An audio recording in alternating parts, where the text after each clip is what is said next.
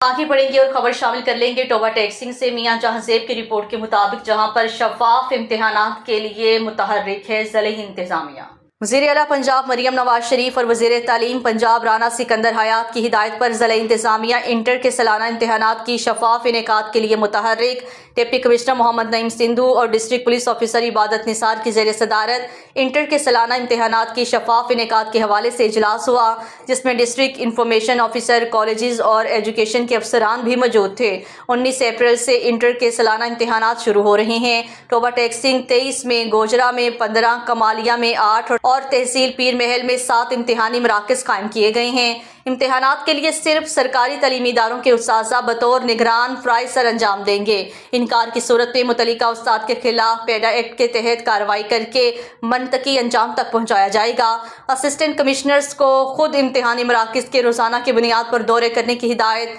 Resident inspector के centre पर मौजूदगी को भी लाजमी चेक करें। इम्तिहानी सेंटर का इनेकाद सरकारी कॉलेजेस, स्कूलों के हॉल्स में यकीनी बनाया जाए। कमरा इम्तिहान रोशन और हवादार हों। नकल माफिया के खिलाफ ज़ीरो टॉलरेंस पॉलिसी इख्तियार की जाए। हुकूमत पंजाब की तमाम तर तवज्जो शफाफ इम्तिहानात के इनेकाद पर है।